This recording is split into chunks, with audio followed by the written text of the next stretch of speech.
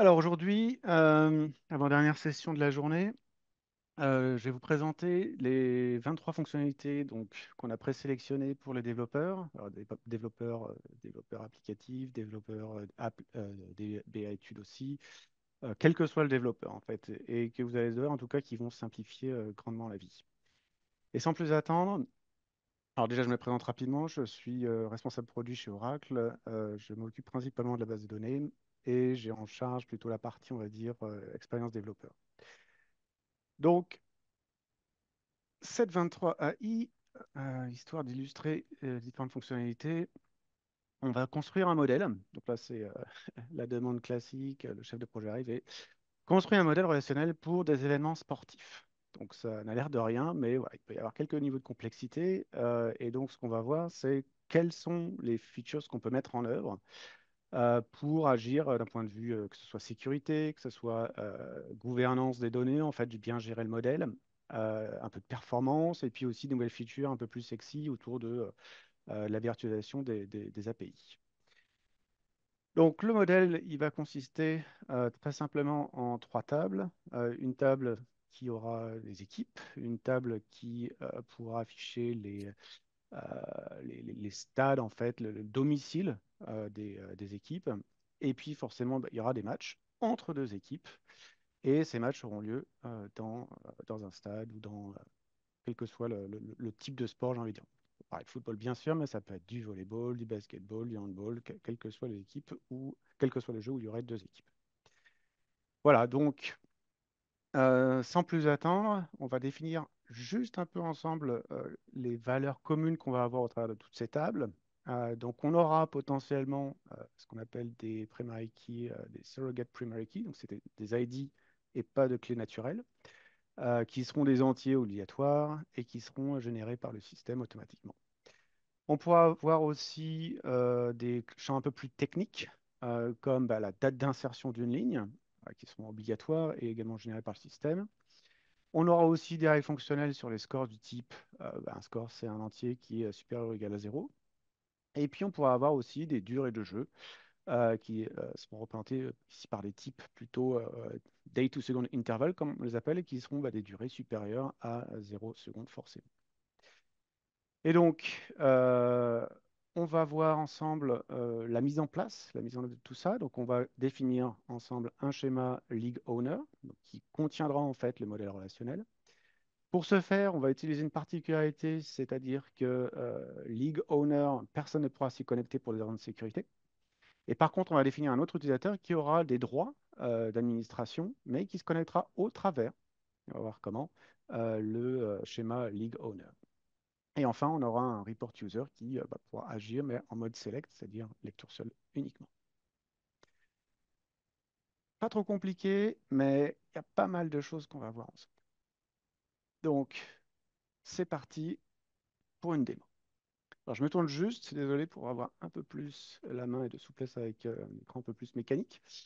Et donc, sans plus attendre, ce que je vous montre, c'est l'extension de SQL Developer pour Visual Studio Code. Et donc, bah, en fait, c'est une extension, c'est le successeur de SQL Developer que vous connaissez, mais plus voilà, dans le monde euh, VS Code. Donc, ce que je vais faire, c'est que je vais déjà créer, en fait, la première chose à faire, c'est de créer les schémas. Et donc, on voit tout de suite que bah, la première nouveauté, c'est qu'on va avoir des choses ici. Donc, ça, c'est pour faire du cleanup, supprimer les trois users qu'on va définir. Mais voilà, je peux déjà utiliser des choses comme ça, if exist. Et donc, bah, si les users n'existent pas, eh ben, je n'aurai pas d'erreur. Ils seront supprimés.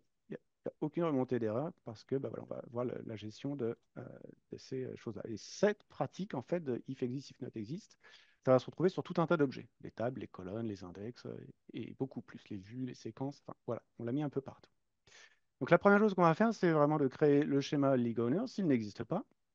Donc je peux le exécuter plusieurs fois, ça n'a pas de problème. Et en fait, on voit ici que la particularité, c'est No Authentication. Donc là, c'est une feature de la 18C qui empêche, en fait, comme il n'y a pas de password, on ne peut pas se connecter à ce schéma-là. Donc déjà, on ne peut pas aller s'amuser à faire du drop de table, etc. La deuxième chose que je vais faire, ben, je vais créer un autre utilisateur, donc le fameux admin user, qui lui va permettre l'accès, en fait, au travers de cette commande ici, sur le schéma du modèle. D'accord? Et donc, ce schéma, je vais pouvoir m'y connecter, mais en fait, on va voir comment ça va se traduire par la suite dans un moment quand on implémentera le modèle ensemble. Ensuite, je vais utiliser un nouveau rôle pour League Owner. Donc, je vais donner des privilèges. Et en fait, on a embarqué dans DB Developer Role tout un tas de privilèges pour déjà être prêt à coder, c'est-à-dire create table, create view, create séquence, mais aussi des accès à des objets du dictionnaire, la vue pour accéder aux paramètres de la base, par exemple, qui peut être très utile. Donc, tout ça, ça va être intégré dans ce nouveau rôle. DB Developer Role. Donc très simplement, voilà, je passe deux privilèges ici. Unlimited Table Space, qui va permettre également, par exemple, de ne pas être bloqué sur les quotas. Ensuite, un rôle à part entière que je voulais juste exprimer ici, c'est Grand Execute en JavaScript. Donc ça, réserve un petit peu la surprise, c'est de pouvoir créer des procédures stockées en JavaScript. Et ensuite, bah, j'ai le dernier user, donc c'est le reporting user. Donc là, encore une fois, une commande et j'ai créé mes trois utilisateurs. À gauche, donc là, j'étais connecté en 6 EBA, donc le honneur le plus puissant, on va dire. Et ici, j'ai défini en fait dans mes chaînes de connexion, admin user, la capacité à aller se connecter, mais au travers de League Owner. Donc c'est la notation qu'il faut utiliser. Entre crochets, je suis admin user, je me connecte, donc je suis un user proxy, je me connecte sur le compte qui m'a donné ce droit-là. Et donc bah, c'est parti. Donc je vais me connecter ici pour exécuter les scripts et on va voir que là je suis connecté. Je vais attacher la session ici au user. Donc là, je suis connecté. Donc, je vais faire un peu plus, hop, un peu plus en grand écran, voilà. Et donc, bah, j'ai regardé que, bah, quelles sont les propriétés de connexion. Et donc, on voit bien que le user, c'est-à-dire le user tel que je suis connecté, c'est bien league owner, alors qu'en fait, je suis connecté avec admin user. Et le proxy user, c'est admin user. Donc là, ça marche bien. Et une autre fonctionnalité qu'on a ajoutée en 23i, c'est bah, cette capacité à faire des selects sans la table dual. Donc, je peux utiliser cet artifice-là, histoire de simplifier et de réduire un petit peu le nombre de frappes de touche. Mais ce que je vais pouvoir aussi faire, c'est continuer d'utiliser Dual parce que la table, enfin la vue en tout cas, est toujours présente. Donc, ça simplifie un petit peu les choses. Ensuite, on va rentrer un petit peu plus dans la modélisation. Et là, on va mettre en œuvre quelque chose de tout à fait nouveau qu'on a appelé les Data Use Case Domains, ou domains, pour voilà, résumer un petit peu. Et les domaines, en fait, vont servir pour vraiment définir, donc ça va être des objets, un peu des métadonnées au niveau du dictionnaire, et on va définir ces objets, ces domaines, avec un certain nombre de caractéristiques qu'on va ensuite pouvoir attribuer à des colonnes dans des tables ou dans des vues. Donc, bah, comment ça marche? Alors, on va créer tout simplement le premier domaine qui va être, voilà, on avait dit des surrogate key ou ID, donc des clés voilà, juste représentées par un numéro. Et donc, un domaine va s'asseoir sur un type scalar qui existe, préexistant, ici integer ou number, et on va pouvoir lui accoler un certain nombre de caractéristiques. Ici, une contrainte not nulle. Et ici aussi, on va voir juste après un nouveau truc, c'est une annotation qui va pouvoir embarquer un certain nombre de propriétés additionnelles. Donc c'est un peu le successeur des commentaires qui était assez réduit et puis limité uniquement aux colonnes et tables. Là, on va vraiment étendre la capacité d'annoter des objets et on va le voir juste après. Donc je crée mon domaine et ensuite j'en crée d'autres en fait parce que bah, je vais avoir différents cas d'usage et puis ces domaines-là, on va voir que je vais pouvoir les attribuer à tout un tas de colonnes au sein de mon modèle relationnel. Donc, ont les propriétés communes. Je crée l'insert timestamp, toujours avec if not exist. Donc, si je refais une deuxième fois, il n'y a pas de problème, hein, il n'y a pas de crash. Ça, c'est un choix. Donc là, c'est un timestamp qui est non nul et par défaut, si jamais on insère nul, je vais pouvoir associer la valeur systemstamp. Voilà. Et j'indique que c'est système génératif au niveau des annotations également. Ensuite, bah, je vais créer update timestamp dans la même cas de figure, mais cette fois-ci, je vais dire que voilà, en cas de nul à l'insertion ou en cas d'update de la ligne, si je ne spécifie pas de valeur, ça sera toujours systemstamp, la valeur par défaut. Ensuite, je vais créer un autre domaine, GameScore, et là, on voit que je vais y attacher une contrainte de check, de vérification, qui fait en sorte que le GameScore, donc le nom du domaine ici repris, est supérieur ou égal à 0. Et là, en termes d'annotation, vous voyez, j'ai non seulement l'annotation, le nom de l'annotation, mais je peux y associer aussi une chaîne de caractères, 4 kilooctets, freeform, on peut mettre tout ce qu'on veut dedans. Ça peut être un- une chaîne de caractères, ça peut être un document JSON, ça peut être du XML. Enfin, je vais en faire un autre de domaine sur tout ce qui est game duration. Donc là, on va s'appuyer sur plutôt des intervalles pour exprimer des durées. Ensuite, ici, on va aussi rajouter une contrainte sur le fait que bah, cet intervalle, la durée doit être absolument strictement supérieure ici, 0 heure, mais bon, 0 seconde, c'est pareil. Et je vais enfin commencer à créer des tables. Donc là, ma première table pour les locations. Donc les locations, c'est voilà, les endroits où vont avoir lieu les, euh, les matchs ou alors qui vont exprimer l'endroit où voilà, on a les stades qui sont les domiciles des équipes.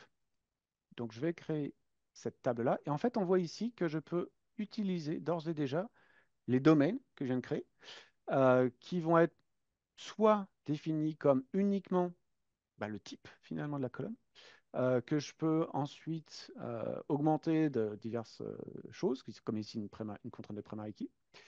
Je vais aussi pouvoir juste utiliser le mot-clé domaine et le nom du domaine de la sorte, ou alors spécifier le type scalaire sur lequel s'appuie le domaine, et ensuite l'expression domaine et nom du domaine. Et donc, j'ai bien ma table location ici, avec toutes mes colonnes ici présentes. Ensuite, bah là, qu'est-ce qui se passe? Donc, si je refais une autre table, bah, il n'y a pas de problème. C'est-à-dire que si je refais un desk, bah, c'est toujours l'ancienne parce qu'elle existait déjà. Donc, en fait, voilà, cet ordre-là n'a absolument rien fait. Donc, if not exist, vraiment très pratique pour voilà, les démos, les choses qu'on va répéter, du style des scripts pour des textes de non-régression, etc., etc. Hyper intéressant pour éviter les erreurs et puis d'avoir surtout à les gérer. Là, en prod, peut-être un peu moins quand même. Create table, donc là je vais faire la table qui va contenir les équipes. Donc là aussi j'utilise bah, les domaines que j'ai créés au-dessus. Je rajoute encore des annotations du style ici, bah, là j'indique que il y a une contrainte d'unicité sur le nom de l'équipe, ça peut être pas mal. Et puis je peux aussi utiliser des annotations du style, bah, je définis mes propres annotations telles que foreign key, voilà, qui vont pointer vers la table des locations ici. Je finis avec la table Games. Donc là, ça va être les parties. Alors, un petit peu plus de détails ici. Donc, je vais avoir pour un match l'équipe qui reçoit. Je vais avoir bah, l'équipe qui est reçue, puis l'adversaire, en fait. Je vais avoir le lieu et la durée. Pardon, l'heure de démarrage.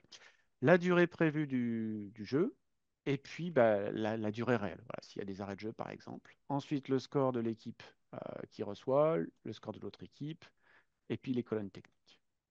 Voilà, donc là, le modèle, il est à peu près complet. Encore une fois, on a trois tables, hein. C'est pas hyper compliqué, mais on va voir un peu les choses qu'on va pouvoir regarder. Donc là, on a créé des domaines, et dans le dictionnaire, on a des vues qui vont permettre des choses comme ben, regarder en fait quels sont les domaines attachés à des colonnes, en l'occurrence ici. Ça pourrait être à des tables, etc. Donc là, on voit qu'on a bien les deux tables locations et teams qui vont avoir le domaine qui vont utiliser le domaine sur GetID. Et puis, on peut faire la même chose avec d'autres domaines. Donc là, au niveau game duration, on voit bien qu'on a assigné ce domaine à deux colonnes dans la table games. Et ensuite, ce que je peux faire, donc les scripts sont mis à disposition, hein, ne vous inquiétez pas, mais je vais pouvoir aussi vérifier, ben, en fait, les cas d'usage pour toutes les tables, pour toute la table euh, Games. Donc ici, je vais voir l'ensemble finalement des domaines avec les contraintes nulles, not nulles, les valeurs par défaut, etc. Donc, par exemple, ici, on voit les contraintes associées pour les game duration ou en fait les contraintes not nulles associées à d'autres domaines. Donc directement, toutes les caractéristiques que j'aurais définies au sein du domaine vont être automatiquement appliquées aux colonnes des tables pour lesquelles on a utilisé ces fameux domaines. À noter qu'on fournit déjà des domaines préexistants, donc un peu plus d'une vingtaine, et puis que ça va grossir en fonction des demandes clients. Donc typiquement les adresses IP, des emails, ce genre de choses. Euh, Comment est-ce que je rajoute des domaines si jamais j'en ai oublié? Donc là, par exemple, GameScore, ben, je n'ai pas attribué aux colonnes Home Team Score ou Away Team Score. Juste un alter table et je peux réassigner sur des colonnes existantes des domaines. La seule condition, c'est qu'il faut que les types scalaires des domaines soient compatibles avec forcément les types d'écoles.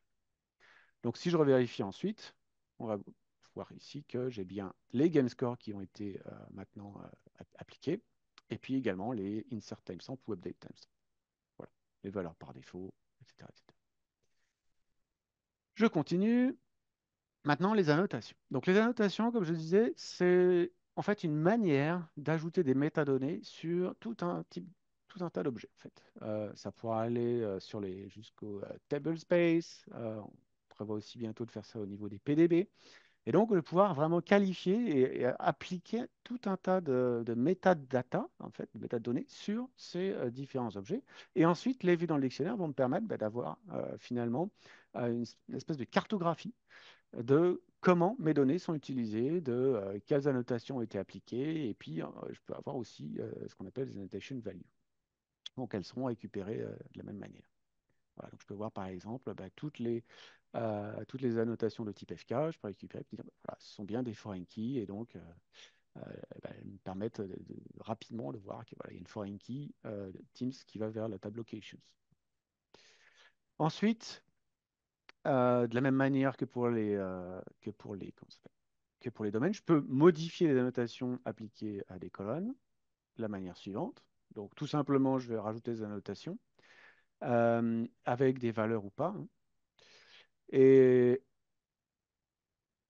ensuite, on peut filtrer, par exemple, sur ben voilà, la table Games, quelles sont les annotations qui sont appliquées et quelles sont les valeurs. Encore une fois, donc une meilleure connaissance de mon modèle. En tout cas, normalement, les DB études devraient être ravis.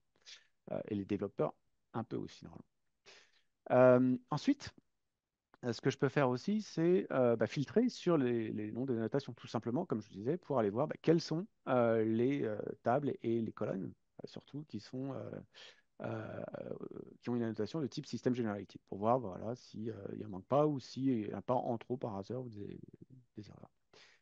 De la même manière, les foreign keys. Donc, voilà, donc tout simplement, hein, et donc avoir une visibilité euh, très rapide et par requêtage. Donc là, j'ai mon modèle. Maintenant, ce que je vais faire, c'est que je vais pouvoir bah, rajouter des données. Donc, je vais charger mes données. Et là, en fait, ce que je pourrais faire comme affiché à l'écran, tout simplement, c'est des inserts classiques. Mais voilà, soit il faut les taper. Quand j'ai plein de lignes, ça peut être compliqué, tout ça.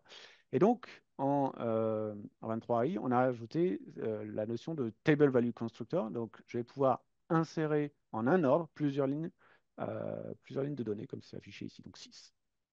Je vais pouvoir continuer aussi l'utilisation de ces TVC de cette manière-là, donc avec le mot-clé values, et je vais pouvoir rajouter et qualifier dans une colonne. Donc ça me permet par exemple d'avoir des cas d'usage où on avait l'habitude de faire des select valeurs from dual, par exemple avec des unions all, pour pouvoir se construire un jeu d'essai. Là, on peut le faire de manière un peu plus simplifiée, condensée et plus pratique de cette manière-là. Ce qui fait que ça, on va pouvoir l'utiliser notamment dans des commandes merge, par exemple. Donc, assez pratique. Euh, et puis ici, donc là, je vais rajouter des données aléatoires au niveau des matchs.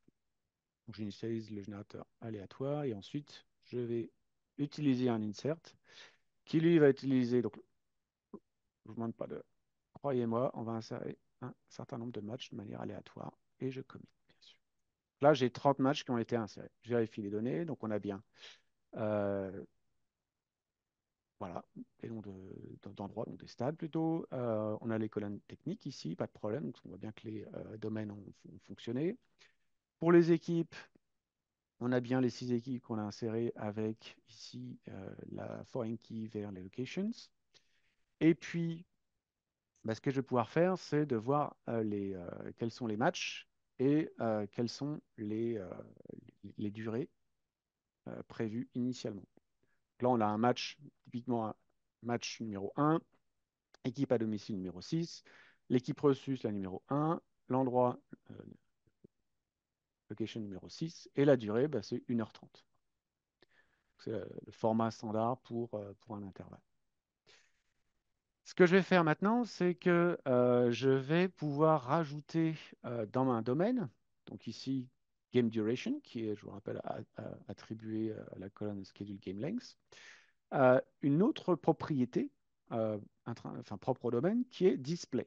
Donc Display, je vais modifier mon domaine pour rajouter la propriété Display qui va, elle, servir via l'utilisation d'une nouvelle fonction, Domain Display, et qui en fait va me permettre de formater, si je veux, un domaine de la façon que je veux. Donc là, ce que je veux juste faire, c'est d'avoir plutôt un nombre de minutes plutôt qu'une durée un peu barbare à lire, ce qui fait que je pourrais l'utiliser notamment dans mon front-end.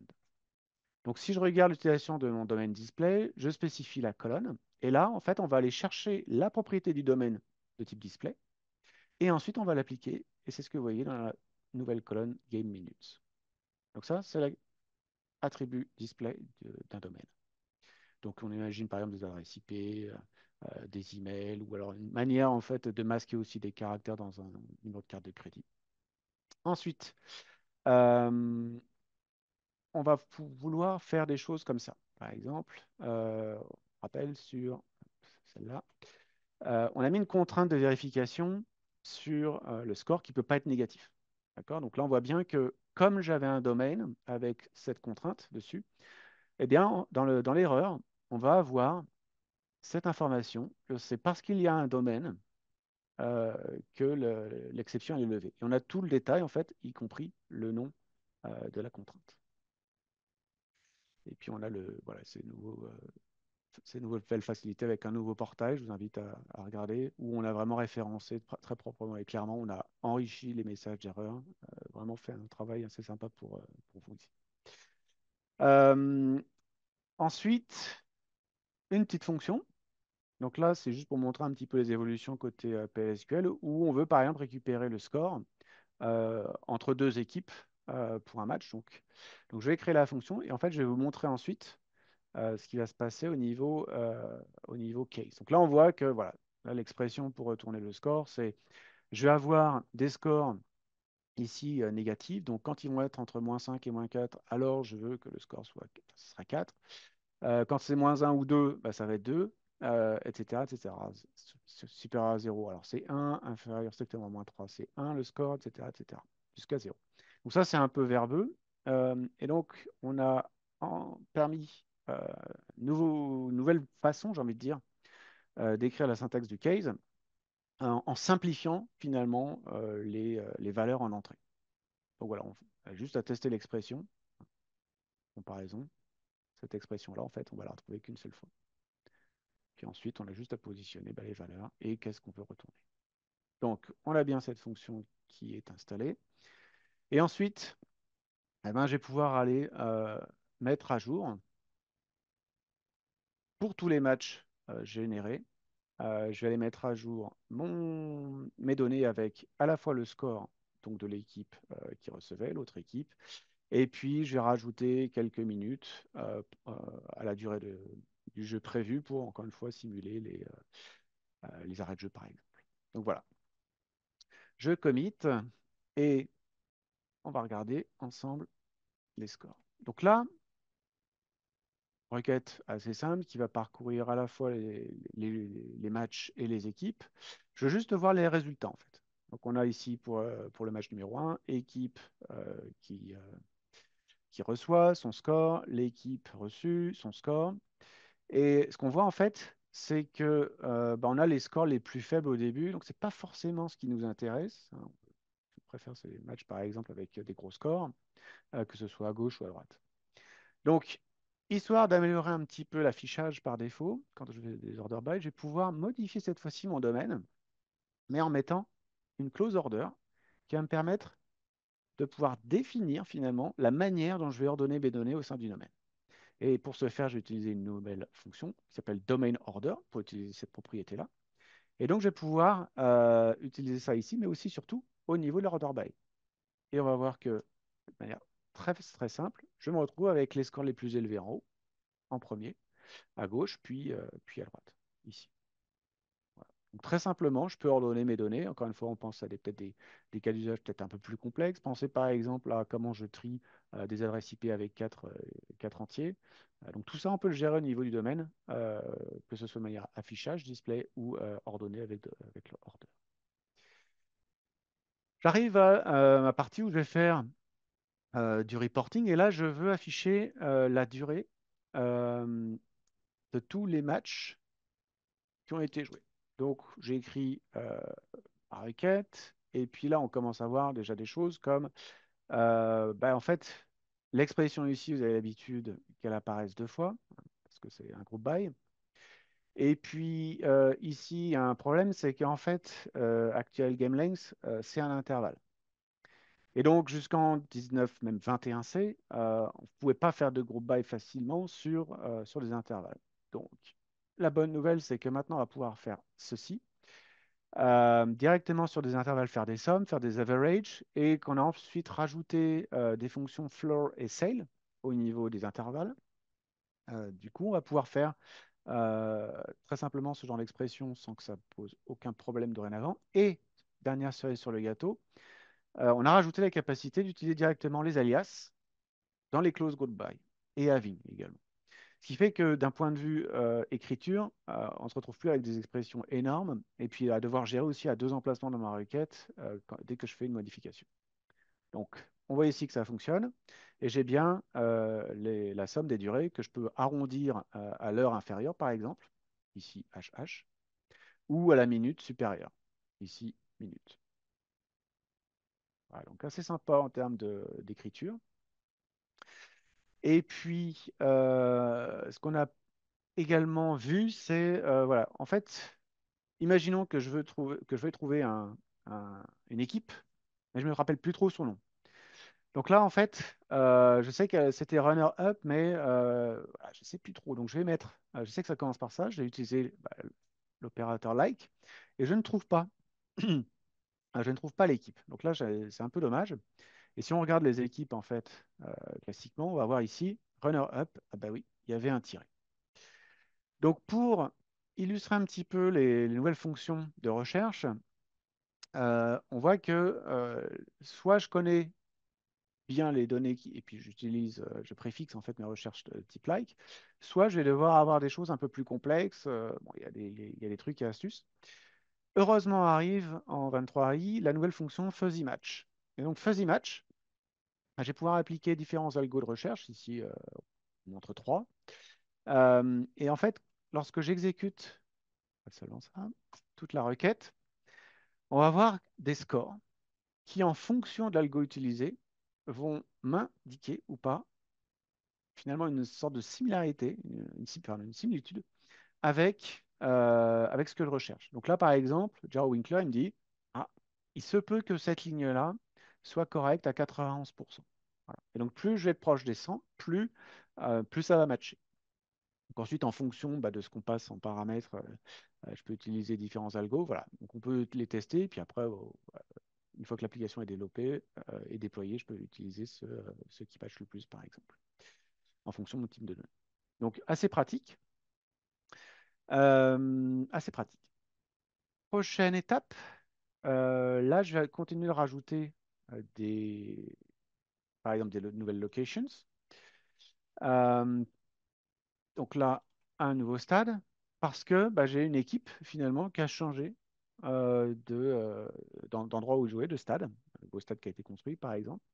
Et donc, je rajoute un nouveau stade, je vais mettre à jour l'équipe numéro 1, je commit. Et là, ce qu'on va devoir faire, en fait, c'est je vais devoir mettre à jour, rappelez-vous, potentiellement tous les matchs futurs. Voilà. Donc ça, c'est assez important. Sinon, voilà, on va aller voir des matchs qui ne sont pas au bon endroit. Et donc, ce que je vais faire après, c'est ce fameux update. Euh, et puis, comme on est à cheval, les informations sont sur deux tables. Je vais devoir faire un update corrélé. Donc ça marche très bien. Mais voilà, on ne sait pas trop ce qui a changé. Quelles étaient les valeurs avant, après. Puis l'écriture n'est pas forcément des plus évidentes. Donc, on va revenir en arrière et puis on va voir que on va pouvoir faire un peu autrement. Donc là, j'ai passé sur un bloc PLSQL anonyme, juste pour voilà, avoir ces nouvelles fonctionnalités-là. Et je vais déclarer déjà un type de données que je vais récupérer et dans lequel je vais pouvoir positionner les valeurs avant et après l'update. Ça va être hyper intéressant, par exemple sur de l'audit. Et puis, je vais voir aussi une nouvelle façon d'écrire mon update. Donc déjà, la première partie, une nouvelle façon avec vraiment maintenant cette clause from. Et là, je vais pouvoir avoir une sorte de facilité d'écriture. Je vais pouvoir faire mes jointures comme si j'étais dans un select traditionnel. Ça marche aussi sur les delete. Ça, c'est la bonne nouvelle. Et puis, je disais que voilà, je voulais les valeurs avant-après. Donc, on va utiliser la clause returning ici. Et c'est ce qui va nous permettre d'avoir à la fois les nouvelles valeurs et puis surtout les anciennes valeurs. D'accord? Tout ça, je vais le stocker dans une collection d'objets, ici change, et après, ben, je vais parcourir le tableau pour pouvoir ici l'afficher, mais cette fois-ci un peu particulièrement dans un document JSON. Je vais le préformater et je l'affiche, tout simplement. Donc, je reviens un peu en arrière pour voir ce qui s'est passé. Donc là, deux affichages, hein, à la fois document par document complet, et aussi bah, sous forme cette fois-ci de tableau JSON. Donc avec cette écriture ici, array wrapper, donc je vais rajouter vraiment les accolades nécessaires. Donc là, on voit bien en bas, j'ai mon premier objet, j'ai les valeurs avant et après, j'ai l'ancienne location et la nouvelle, et j'ai ça aussi sur mon deuxième match. Donc maintenant, qu'est-ce que ça fait euh, d'un point de vue JSON correctement écrit? Eh bien, je vais avoir ce tableau avec les documents, tout simplement. Voilà. Donc assez simple, hein, on fait des expressions comme ça, JSON serialize, je requête les documents, je supprime ces clés, et puis ensuite, bah, je construis mon tableau de la sorte. Maintenant, un peu plus complexe au niveau des intervalles. Donc là, on a travaillé sur des intervalles, on a vu un peu le format. Ce sont vraiment des objets côté plus base de données. Mais ce qu'on aimerait bien, par contre, pour pouvoir, je ne sais pas, travailler avec des langages type Java, avoir plutôt la notion d'époque, qui, voilà, c'est le nombre de millisecondes ou de secondes depuis une certaine date dans le passé. Sauf que le problème, c'est qu'on n'a pas de type époque. Donc, ce qu'on va pouvoir faire, c'est utiliser ici du JavaScript. Et donc, on va construire une fonction. Voilà. Donc, classiquement, create or replace function. Mais cette fois-ci, on va indiquer que le langage, ce sera du JavaScript. Et donc, grâce à cette fonction, on va pouvoir avoir, par exemple, la notion de durée en termes de secondes depuis un certain nombre de temps. Donc là, si j'exécute ma fonction, on voit bien ici, j'ai mon époque qui est indiquée. Donc assez simple, assez facile. Euh, il y a des choses beaucoup plus complexes qu'on peut faire, comme chargement de modules directement, des librairies qui seraient préexistantes, qu'on peut les récupérer par exemple sur Internet. Il y a pas mal de blog posts, notamment par exemple pour la génération de valeurs aléatoires, et hyper pratique, donc on ne réinvente pas la roue. Et donc maintenant que j'ai ça, bah, je vais pouvoir réexécuter finalement la fonction que j'avais au-dessus, mais cette fois-ci, je vais avoir bah, plutôt des époques. Donc là, je fais exactement la même chose, hein. Euh, et puis, je vais rajouter ici un champ. Donc, quasiment la même chose. Je rajoute ce champ-là. Donc, je vais utiliser une fonction qui s'appelle JSON Transform, qui est très, très puissante et qui va me permettre de, par exemple, ici, parcourir mes tableaux de match et puis de rajouter des champs ou de faire, par exemple, des soustractions directement à l'intérieur. Donc, j'y vais, j'exécute et en fait, ben, on voit ici qu'on a bien le nombre de secondes qui se traduit par l'époque de la différence, en fait, donc de date, donc d'un intervalle. Et on a bien cet élément-là qui arrive au sein de mon document JSON, du tableau JSON ici. Donc JSON Transform, je vous invite vraiment à regarder. Encore une fois, c'est vraiment quelque chose qui était déjà présent en 19C, en 21, enfin qui était présent en 21C initialement, qui a été backporté en 19C, puis après qui a été grandement amélioré en 23 AI. Dès qu'on veut faire du JSON, modifier, que ce soit au travers d'un select ou d'update, c'est vraiment la fonction qu'il faut avoir regardé. Donc, les jeux, euh, je rappelle donc hop, juste les jeux, la table jeu a ces propriétés-là. Donc là, en fait, on a vraiment le modèle relationnel et on commence à voir qu'on peut faire des choses en JSON. Maintenant, une des grosses modifications qu'on a rajoutées en 23 AI, c'est la notion, et il y a Virgile qui va vous en parler juste après, donc il détaillera beaucoup plus, c'est la notion de duality views. Les duality views, c'est ce qui va permettre en fait de créer finalement des objets sans dupliquer les données et de pouvoir formater en fait soit des tables, soit des modèles pour pouvoir les représenter directement au format JSON. L'intérêt de ces vues, c'est qu'elles vont être accessibles en lecture et en écriture. Et donc, on peut avoir une API complètement JSON sur des données qui serait derrière, en fait, stockée sous forme de table. Et donc, on a je vais montrer l'entièreté de la vue. Donc, je vais pouvoir utiliser cette notation qui est, c'est en SQL, mais on a une autre notation pour les créer au format GraphQL. Et ici, en fait, je vais créer tout simplement un objet JSON, voilà, avec le champ underscore ID. Donc ça, c'est un champ obligatoire. Ensuite, ici, ça va être une clé composée. Donc, je m'appuie en fait sur la primary key composée d'un d'un game, d'un match. Je vais pouvoir leur ajouter une durée, le location. Et location, en fait, ça va être quoi? Ça va être en fait une sorte de jointure que je vais pouvoir mettre à jour et qui va aller tout simplement être euh, le location ID plus le nom. Voilà. Uniquement ça pour le coup. Les autres colonnes étant gérées par défaut. L'équipe qui reçoit, je vais pouvoir également lui indiquer son nom, son ID, et pareil pour celle qui sera adversaire. J'exécute l'ordre, et maintenant ce que je vais pouvoir faire, je vais pouvoir aller requêter mes données sur cette vue, et ça va me générer du JSON. Du JSON que je vais pouvoir mettre à jour le cas échéant.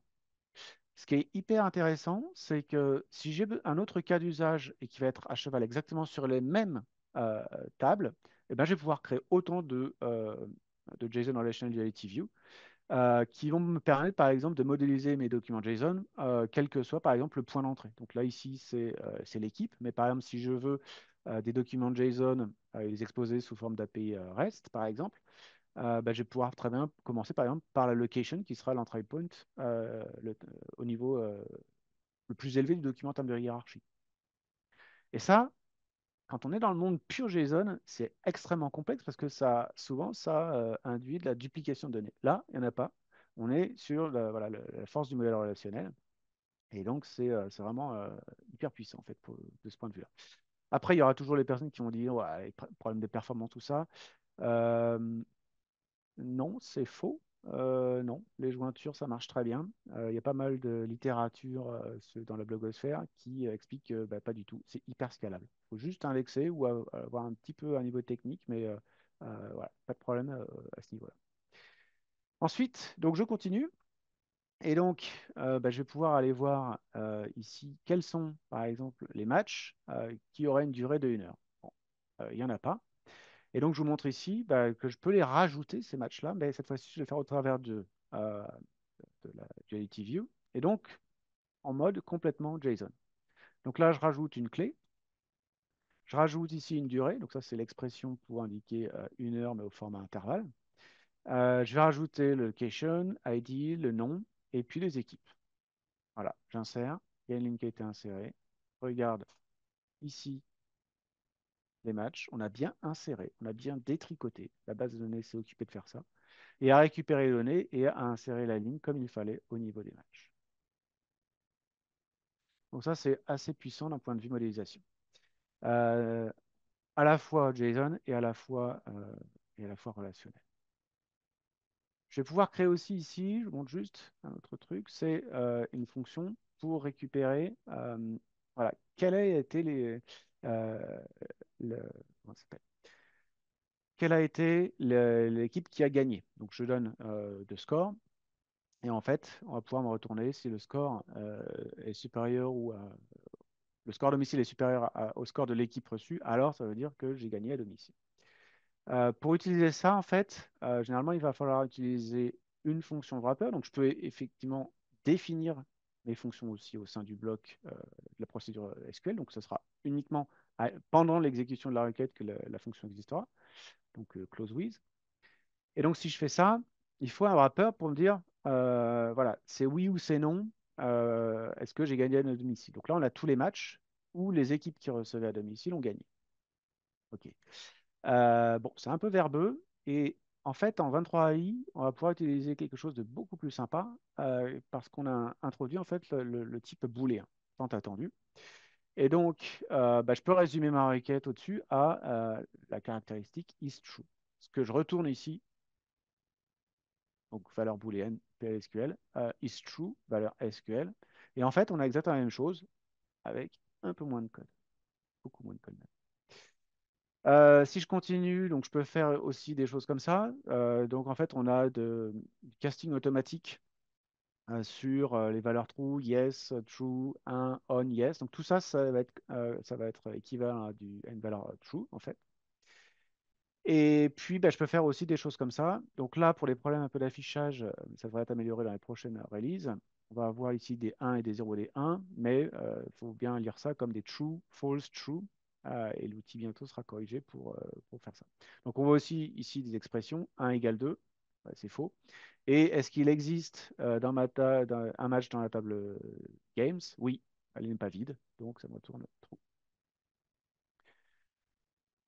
Donc, ce que je vais faire ici, c'est que je vais rajouter des colonnes virtuelles dans ma table jeu, puis je vais avoir par exemple des nouveaux flags que je vais pouvoir utiliser, comme is finished. Bah, ça veut dire qu'en fait, l'actual game mis à jour à la fin des matchs bah, est non nul. Est-ce que j'ai gagné à domicile? Donc là, je vais pouvoir utiliser l'expression que j'ai vue juste dessus, ou alors est-ce qu'il y a eu une égalité? Et donc, je rajoute cette table-là. Elles ne sont pas stockées, hein, colonnes virtuelles. Hop, pardon, je rajoute ces colonnes-là à la table des matchs. Les colonnes sont des colonnes virtuelles. Et ensuite, ben, je peux tout simplement aller faire des clauses comme ça. Donc, je peux soit spécifier is true, mais where is finished, c'est exactement la même chose. Donc, encore une fois, l'affichage, ça sera corrigé dans une version prochainement. Ensuite, ben, je vais rajouter un index. Alors, ça, c'est juste en termes de performance, un petit truc qui va s'appuyer sur la table games et avec une expression. Donc, c'est function-based index. D'accord? Et ce que je vais faire, en fait, c'est que je vais aller voir le plan d'exécution de cette requête-là. D'accord? Donc là, je vais juste ici, explain plan. Et le plan d'exécution de cette requête-là, en fait, qu'est-ce qu'on voit? Bien, en fait, je vois que je fais un table accessful. Pourquoi? Bah, j'utilise une fonction qui n'est pas indexée. J'aurais pu faire le résultat de cette fonction-là, mais en fait, non, je n'ai pas indexé, j'ai juste pris l'expression. Donc, ce qu'on a rajouté en 23i, c'est un transpiler de PLSQL à SQL. Là, je vais l'activer. Et en fait, que fait un transpiler? En fait, ben, il va prendre pour un certain nombre d'expressions. Donc, c'est assez limité au début. On va enrichir la fonctionnalité avec les versions qui arriveront dans le futur. Mais typiquement, en fait, ce que l'optimisateur va faire, c'est qu'il va regarder en fait le code des fonctions PLSQL utilisées. Et puis, si ça passe ces limitations, eh bien, en fait, on va transformer à la génération du plan, on va transformer le code PLSQL, on va reprendre l'expression et on va l'injecter directement, on va le transpiler directement dans la requête SQL. Ce qui fait qu'en fait, bah, qu'est-ce qui va se passer si je refais le plan d'exécution? Voilà, on va pouvoir utiliser l'index correctement.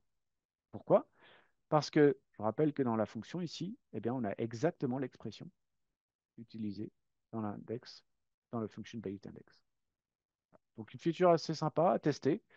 Euh, Ça permet de faire des choses assez sympas. À noter qu'en termes de limitation, par exemple, il faut que ça soit assez simpliste. Donc ici, je rajoute une variable que je n'utilise pas.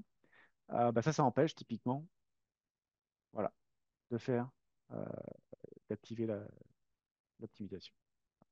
Juste regarder la doc. Donc je les désactive. je vérifie juste le temps, on est pas mal. Une autre manière aussi de virtualiser les données en 23 AI, et là c'est un cas de figure qui peut être intéressant par exemple pour des statistiques, pour des paris, c'est de voir un petit peu ici les matchs où on a trois équipes. L'équipe A a battu l'équipe B a battu l'équipe C, et on veut savoir si l'équipe C a battu aussi l'équipe A. Voilà. Donc, ça fait une sorte de triangle.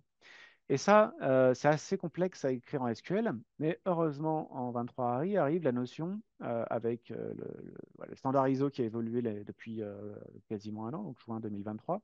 Il y a une extension SQL PGQ qui a été rajoutée pour justement traiter des données en graphe de propriété. Et donc, comme pour les JSON Generative Views, en fait, sans dupliquer les données, on va pouvoir créer à cheval sur un modèle relationnel existant un graphe de propriété. Donc là, je vous montre la syntaxe, assez simple, avec deux notions, à la fois les vertex et les relations entre des points. Je peux rajouter tout un tas de propriétés lorsque je vais définir les vertex. Donc ici, je prends toutes les colonnes finalement de ma table Teams. Et toutes les lignes qui vont être contenues dans les équipes vont construire en fait des points de mon graphe. Ensuite, les relations, les liens entre ces points, on va les définir au niveau de la clause edge et ça sera les matchs.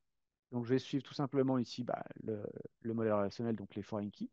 Et je vais pouvoir avoir des liens en termes de source et de destination qui vont suivre finalement les équipes, l'ID en fait des équipes Teams, des équipes qui reçoivent à domicile et puis des équipes qui viennent. Et je vais rajouter aussi toutes les propriétés dans mon graphe. Voilà. Donc, je vais avoir ces deux notions vraiment importantes dans un graphe de propriété.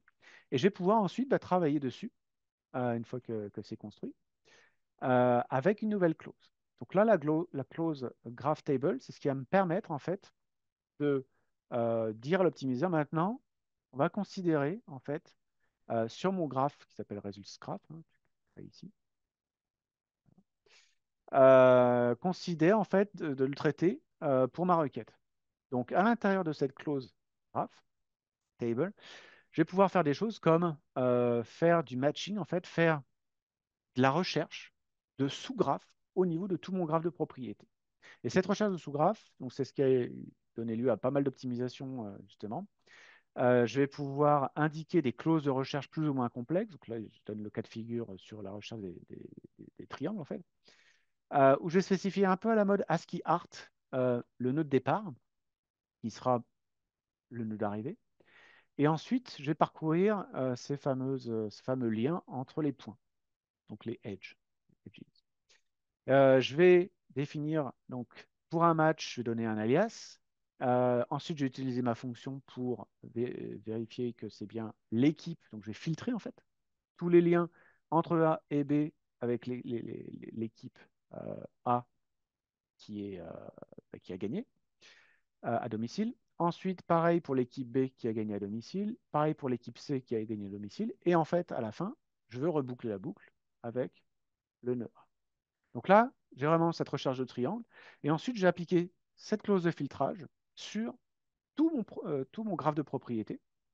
Et je vais récupérer à la fin des colonnes où ici, je vais faire juste la concaténation de ce que je recherchais en termes d'équipe A, B et C.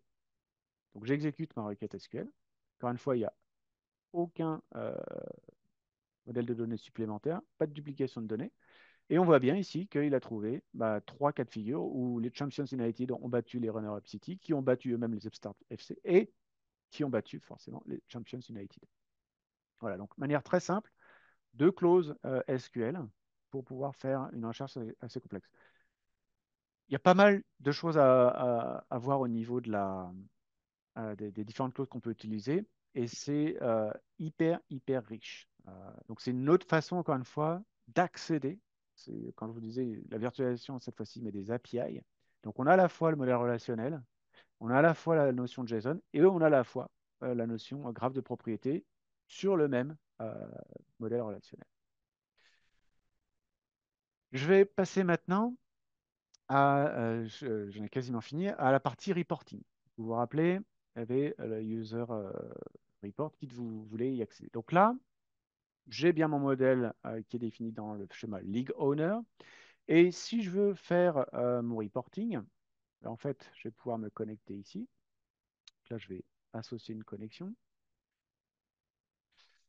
Je vais me connecter ici. Et puis, ceci. Hop, voilà. Donc là, je vais pouvoir vérifier que je suis bien le reporting user. Toujours OK. Et puis, si je regarde ici la table Games, en fait, ben, je n'y ai pas accès. Donc, bonne pratique, je vais permettre la lecture sur la table des matchs au user reporting user. Donc là, ça marche. Je dois bien mettre 31 matchs.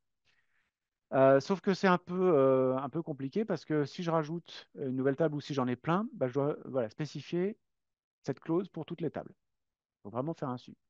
Donc, ce qu'on a rajouté en 23AI ici, c'est une facilité pour permettre l'accès en lecture, par exemple, sur toutes les tables d'un schéma. Donc, si j'exécute cette clause, en fait, j'ai à la fois avoir accès aux games, mais aussi aux locations. Et puis, players, bah, ça sera une future table. Donc là, en fait, bah, je n'ai pas accès vu qu'elle n'existe pas. Mais si je la crée, je crée ma nouvelle table. Je ne donne pas l'accès spécifiquement. Je ne relance pas cette requête-là, cet ordre DDL. Et pourtant, j'ai accès à ma nouvelle table. Donc en fait, ça perdure dans le temps, y compris pour les tables qui sont créées dans le futur. Voilà, pas mal de choses. On a vu, donc je vais rebasculer sur sur les slides. On a vu tout ça durant l'heure qui vient de s'écouler. Je vais regarder après si, je ne sais pas s'il y a des questions. Il y a pas mal de questions ou pas. C'est juste le chat. Euh, voilà, je pense qu'on a un peu de temps si vous avez des questions.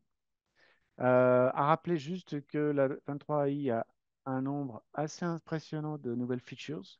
Donc, regardez la doc, suivez-nous sur les réseaux sociaux parce qu'on parle vraiment de tout ça. On a pas mal de webcasts aussi sur différents sujets. À rappeler aussi que pour ceux qui viennent de la 19C, bah, vous avez aussi toutes les nouvelles features de la 21C à regarder parce qu'elles sont incluses en 23AI. Donc, je pense par exemple au type native JSON avec pas mal d'optimisation.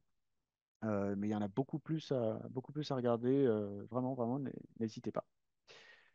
La 23AI, juste, si ça n'a pas déjà été dit aujourd'hui, donc elle est disponible à la fois dans le club public Oracle. Donc, vous pouvez avoir des instances always free, autonomous. Vous avez aussi le base DB service qui est disponible. Et puis vous avez bah, la version free, donc soit en RPM à installer, soit sous forme d'image Docker. Voilà, donc je vous invite à y aller. Là, ici, en l'occurrence, j'avais une image Docker installée sous Windows avec Podman qui marche très très bien. Et donc, bah, merci pour votre attention. S'il y a des questions, je sais qu'il y aura un Slack, un channel Slack pour le coup. Donc, si vous voulez poser des questions plutôt là, voilà, ça sera l'occasion. Tu as des questions, Loïc, sur le Slack. Donc, tu en as une et on va en prendre dans la salle après. Ok. Tu veux que je te pose la question Slack ou tu souhaites la... Oui, parce que si je bascule, on va voir l'écran. Ok. Alors, une question pour toi donc, sur le Slack. Pourriez-vous copier-coller ce merge avec la nouvelle fonctionnalité Values SVP? Oui, alors en fait, je vais mettre à dispo le script sur le channel Slack. Comme ça, enfin les trois scripts en l'occurrence, comme ça vous pourrez bah, tester exactement les mêmes features que je vous ai montré à l'instant. Puis si vous avez des questions par la suite, bah, je serai tout à fait disposé à répondre à vos questions, à vous aider, vous aiguiller ou regarder dans la documentation par exemple, ou si on a des tutoriels également, à les considérer. D'accord. Merci, Loïc. Une question dans la salle? C'est juste savoir quand est-ce qu'on va sortir Enterprise. Alors, une question, donc quand est-ce que va sortir Enterprise Database? La version Enterprise, donc on-premises, elle est prévue on parle de semaines. Euh, Donc, je sais que d'ici, normalement, à peu près la mi-juillet, donc après, toujours à prendre avec des pincettes en termes de date, hein, les releases, vous savez ce que c'est dans le monde du software, ça a tendance à glisser. Mais le plan, c'est vraiment que d'ici, on va dire la fin de l'été, tout soit accessible à la fois dans le club public et on-premises. Il y a d'autres questions dans la salle?